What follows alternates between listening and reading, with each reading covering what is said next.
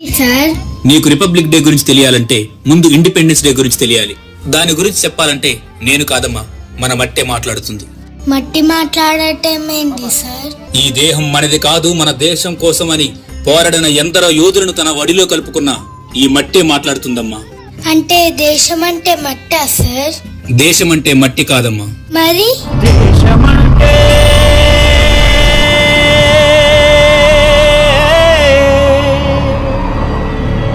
మతం కాదు,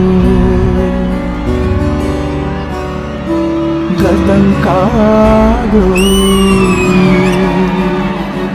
అడవి కాదు, గొడవ కాదు, అన్న చేసి గంటు కాదు, శుక్రవేదం పాడుతున్న ఉగ్రవాదం కాదు కాదు, తీవ్ర వ్యాధిగా మారుతున్న తీవ్రవాదం కాదు కాదు. దేశమంటే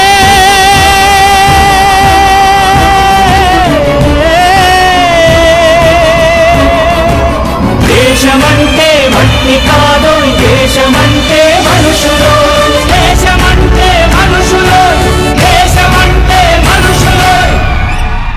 మనుషులంటే మన యోధులే కదా సార్? అవునమ్మా. అయితే వాళ్ళలో కొందరి గురించి అన్నా మాకు చెప్పండి సార్. ఎరుపంటే ఎవడికి నా భయం, అది నా భరతమాత నుదిరి సింధూరం అని ఆంగ్లేయుల గుండెలను చీల్చినది ఒకరైతే, స్వేచ్ఛ అంటే ఒకరిచ్చేది కాదు మనమే తీసుకునేదని చెప్పి ఆంగ్లేయులను గడగడలాడించిన సింహస్వప్నం మరొకరు.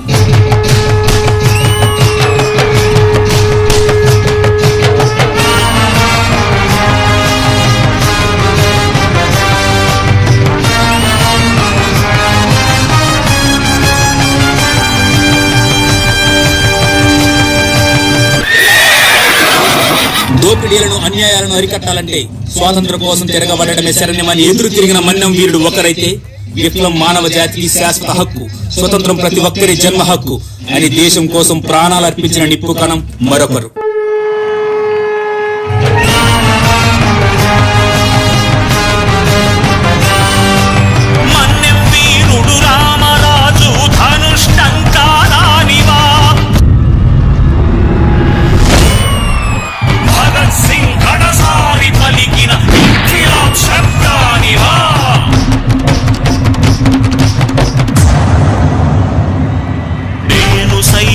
ప్రపంచాగ్నికి సమిధనొక్కటి ఆహుతిచ్చాను, నేను సైతం విశ్వవృష్టికి అశ్రు ఒక్కటి ధారపోశాను, నేను సైతం భువన ఘోషకు వెర్రి గొంతుక విచ్చి మ్రోశాను, నేను సైతం ప్రపంచాగ్నికి సమిధనొక్కటి ఆహుతిచ్చాను. ఇలా చెప్పుకుంటూ పోతే ఒకరు కాదు, ఇద్దరు కాదు, ఎందరో మహానుభావులు వాళ్ళ ప్రాణాలు అర్పించి స్వాతంత్రం తెచ్చినా కూడా మనకంటూ సరైన రాజ్యాంగం లేక ఇబ్బంది పడుతున్న సమయంలో మన కోసం సరైన రాజ్యాంగం తీసుకొచ్చింది డాక్టర్ బిఆర్ అంబేద్కర్. ఆ రాజ్యాంగాన్ని అమలుపరిచిన రోజు జనవరి 26. దీన్నే మనం గణతంత్ర దినోత్సవంగా జరుపుకుంటున్నాం.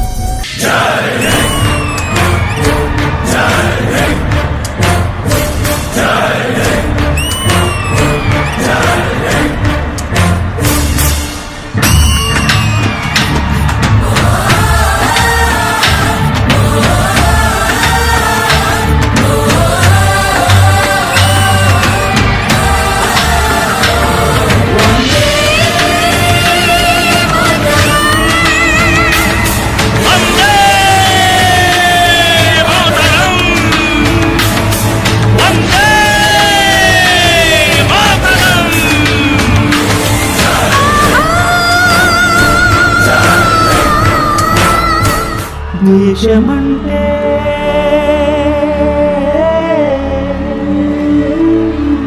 దేశమంటే మనుషులు.